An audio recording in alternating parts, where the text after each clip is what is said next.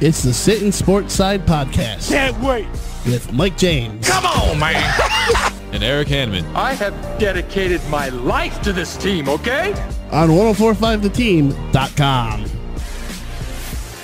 Okay, you okay over there? Oh, I'm so pumped, man. We're going to do this.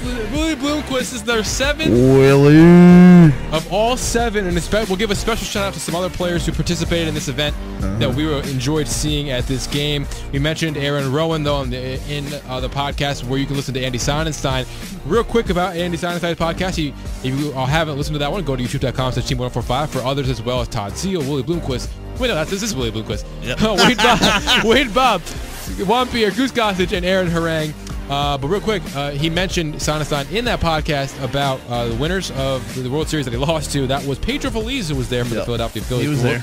Touch on some other players who were there that we, like I said, enjoyed seeing and give you the scoop on them as well. But first and foremost, we'll give you our interview with Willie Bloomquist, who was another one of those players who we thought, he was in the majors not too long ago, and it turns out he retired right after the 2015 season.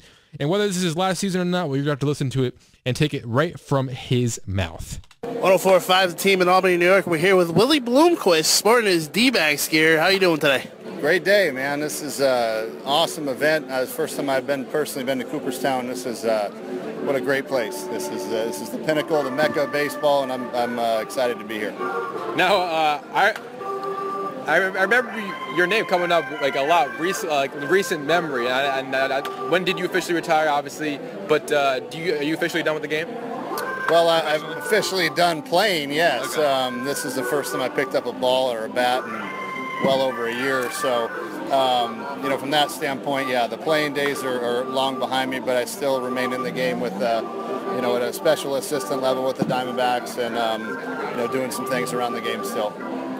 Is there one particular highlight in your career that you like to talk about the most, that reminisces with you the most? Well, I was very, very fortunate to have played the length of career that I did. So there's a lot of great memories, that I've had, a lot of great teammates that I've played with over the years. And I think when I look back on it all, that's what I'm probably most grateful for, is just the people and the guys that I got to meet. But on a personal level, my probably favorite accolade, I guess, is probably my first big league hit was probably the most special for me. Now, give me your thoughts on your Diamondbacks, because they're doing really well this year, and they obviously have one of the better lineups in baseball. So talk a little bit about, I know Pollock's injured right now, but also Paul Goldschmidt and Jake Lamb having a great season. Maybe the best third baseman in the league right now. Well, they're certainly playing well, and in my opinion, playing the way they're capable of playing. They came into the season, and a lot of people didn't give them a lot of credit based on what happened last year. And in my opinion, it's virtually the same team with maybe a few upgrades. And all the experts had them picked to finish first last year, and now they pick them to finish last this year. So I just feel like they're just playing the way they're capable of playing.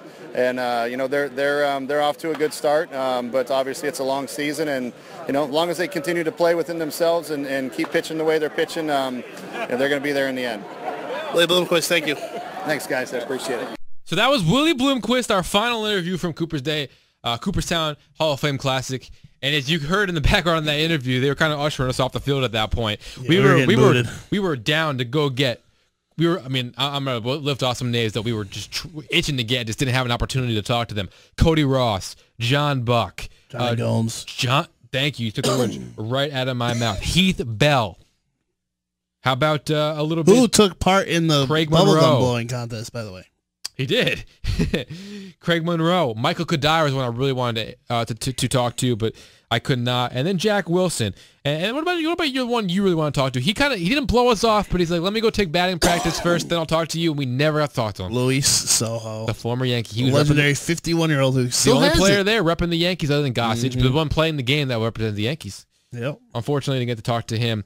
But the Wizards, not that means anything to anybody other than the fact that Ozzie Smith was the coach, they won that game 5-1.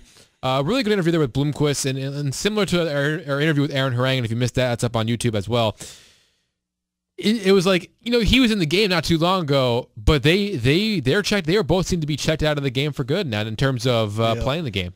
Not even a thought of, hey, if I got a call from this guy, I might consider it. You gotta figure too, though. They're young enough too, and they probably got young kids. they're getting to the point of, maybe it's time they want to spend that time with their kids instead of being away from them all the time. Yeah. Yep. If you're wondering who represented the Boston Red Sox locally, that would be Lenny DiNardo, the pitcher, who is a World Series champion, I believe. So he represented. I think it was 07 he was there, wasn't it? Maybe. 04, or no, might have been. But either way, that's who repped the Boston Red Sox, and like I said, Yankees Soho. Mets was Todd Zeal, who we have an interview with him on youtube.com/team1045. Any other last thoughts on the Hall of Fame Classic? Any other player you want to throw out there? Sean Marshall, who represented the Chicago Cubs, pitched pretty well. But really, a really good day overall. It was the 04. Actually, it was the 04 Red Sox that DiNardo won. Awesome fact check. Thank you. Just a fact check there. Fun fact. Last thoughts, man. Last thoughts on the Hall of Fame Classic. It was awesome. I mean, I wouldn't have traded my Saturday for anything. Only home run belonged to the guy that this podcast is actually about, Willie Bloomquist. In the game, home run derby, though, we saw some bombs hit from Aaron Rowan, John Buck.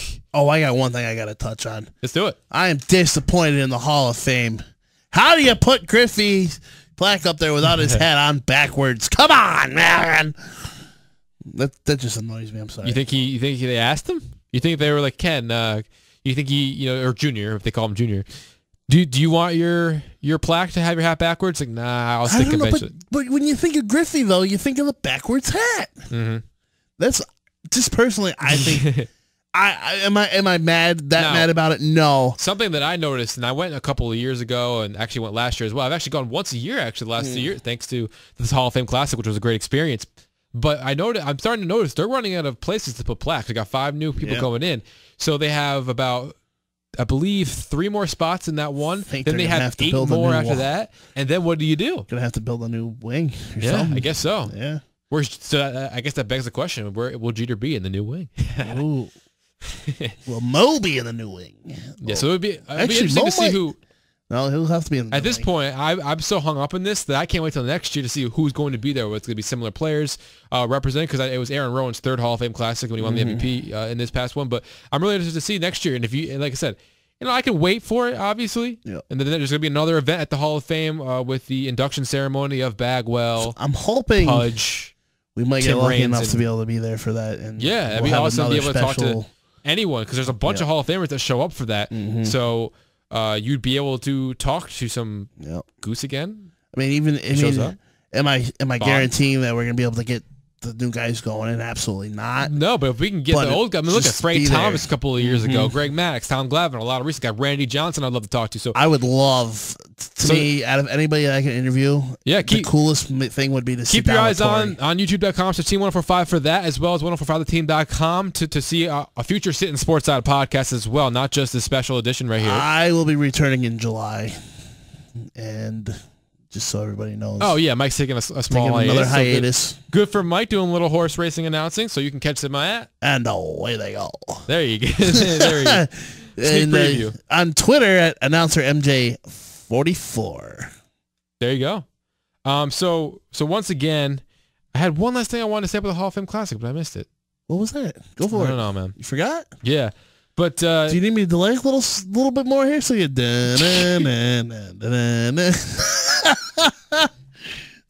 but the Hall of Fame Classic was a really fun time. If you want to go check that out next year, it'd be great. And we'll see who does it next year, because that'd be awesome to see. Seriously, a lot of these guys folks, again. if you go to the Hall of Fame any time of year, go see the plaques. And Memorial Day is a tough weekend for some people because they have a lot of plans that go on that day. But if you have nothing to do and you're looking for something to do, and you're a big baseball fan, this is something that I would definitely recommend checking out. It was a really fun experience. I would. I enjoyed it. Yeah, really fun experience. And then not only do you, it's like killing two birds with one stone. If you had never seen the Hall of Fame either, you go and see the Hall of Fame early, then you go to the game and the Home Run Derby, and then you possibly get some autographs, and then you get 2 more hours after the game is over to go see whatever you missed in the Hall of Fame. They're building a new theater there as well, so should be a lot of fun stuff for Hall of Fame Classic 2018. But Hall of Fame Classic 2017 was a great time. Mike James, thank you for not only being there with me, but being here to discuss the interviews that we got. Absolutely. So for Mike James, like I said, I'm Eric Hammond. This has been a special edition of the Sit in Sports Side podcast. Stay classy.